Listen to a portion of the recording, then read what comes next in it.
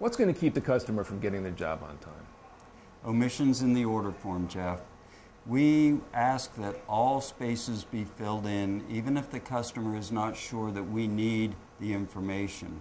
Probably the top things that keep us from really getting into a job and moving it forward are we don't have the ceiling drop off the canopy, we don't have escape hatch information, we don't have surface selections, that is laminate colors, finishes, etc., and the location of the handrails.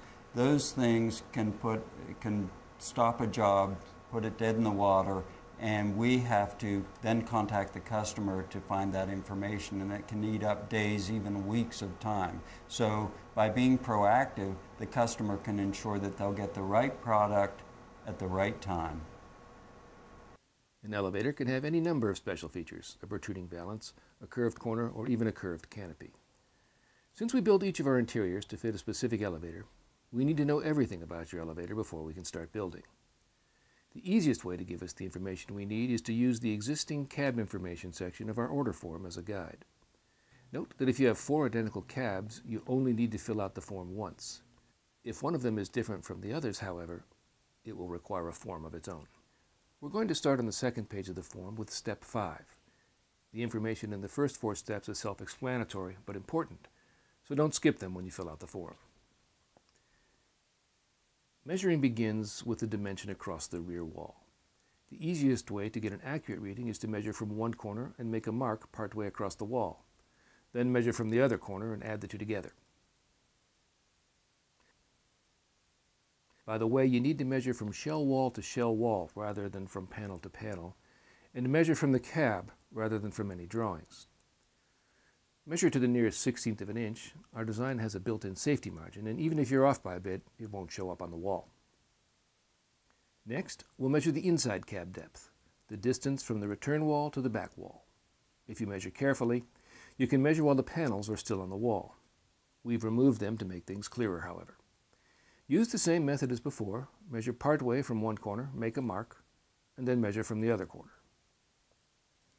Now we'll measure the inside cab height. Make the measurement in 2 steps, the way we have been all along. If you have a soffit like the one shown here, we'll show you how to handle it later. We need to know some information about the suspended ceiling, even if you're going to replace it. Measure the width and length of the ceiling, and then give us the height from the floor to the bottom of the ceiling. While we're looking at the ceiling, let's jump ahead a bit on the order form. There are 4 typical ceilings. In the simplest case, a cab canopy with a suspended ceiling, we need only 2 measurements. 1, the gap between the side of the ceiling and the cab shell, and 2, the distance from the bottom of the ceiling to the canopy. In the case of the protruding soffit we saw earlier, we need 5 measurements. First, we'll need to know the distance from the bottom of the ceiling to the canopy, L on the order form. Second, we'll need to know the height of the soffit, M on the order form. And third, we need to know the soffit width, N. Fourth, we need to know O, the gap between the ceiling and the nearest surface. Fifth, we need to know the distance from the floor to the base of the soffit, P. On a radius dome with a step, you'll take some familiar measurements. The distance between the bottom of the ceiling and the canopy, M, and the distance from the floor up, in this case not to the ceiling, but to the step, P. You'll also make a couple of measurements unique to this cab. Measure the gap between the edge of the suspended ceiling and the step, O on the order form. Measure the width of the step, 2, Q on the order form. Last but not least, we need to know the radius height. We'll show you how to measure it in a minute. If your elevator has a cove soffit with lighting at the cab canopy, start with L, the distance from the bottom of the ceiling to the canopy. Then measure M, the distance from the bottom of the soffit to the canopy. Tell us the width of the soffit, N. And tell us the distance between the soffit and the edge of the suspended ceiling, O. Next measure P, the distance from the bottom of the soffit to the floor. A final measurement, S, is the distance from the top of the soffit to the canopy. In the case of a protruding soffit or cove lights, we'll also need to know the distance from each of the 4 walls to the edge of the soffit or cove.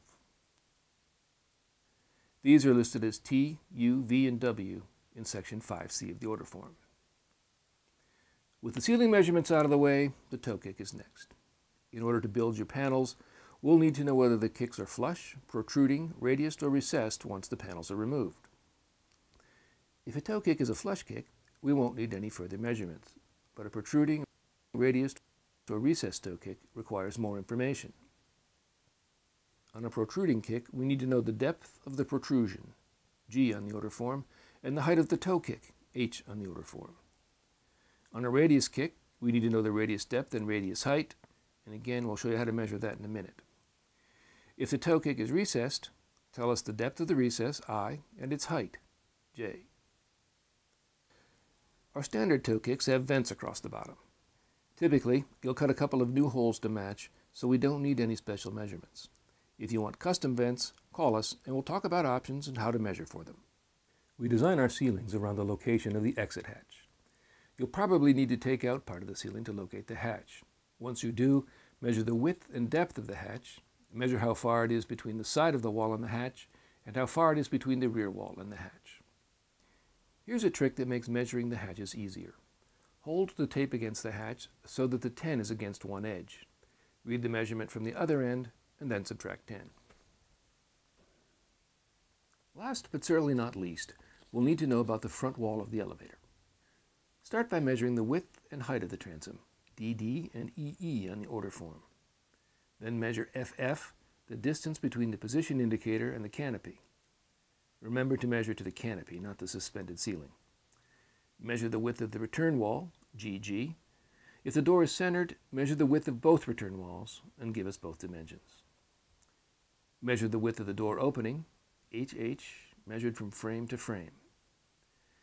Measure the width of the door frame, II, and finish up by measuring the height of the door. Here's how you measure a radius.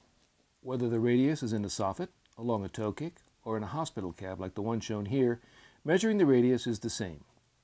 Put a framing square against the beginning of the radius and measure from the square to the adjoining wall to get the radius size. There are plenty of special circumstances you can't foresee. If you run into one, call us. Our tech people have been working with and building cabs for years, and we can walk you through whatever the situation may be. Tom, I noticed that there's a section here on the order form that talks about the new interior and what it ought to be. Where can the customer go wrong here? By not filling in all the choices. We need to know the wall panel design, the interior design. We need to know what they want those panels surfaced with. We need to know the colors and finishes of not only the wall panels, but also we need to know the finishes of handrails. We need to know the locations of handrails.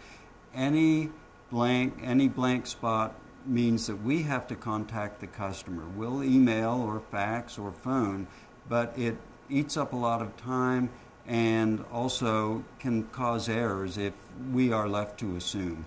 Okay, now if I'm a customer and I know that I want a particular handrail, but I'm not sure about what finish I want, do I want a satin finish, do I want a mirror finish, what should I do? Well, you can actually pen in a question for us and we will contact you. Ideally, by the time the order form is completed, that all choices have been known, and because they're known, they are put on the order form to make it complete. Okay. What other things should we worry about? Well, there aren't too many worries with our product. Our product is fairly foolproof, and we try to rectify any mistakes quickly. When filling out the order form, if there are questions, we're always happy to provide a little bit of assistance on our end so that when the order is sent in, it's complete. Okay, great. Thank you, Tom. Thanks, Jeff.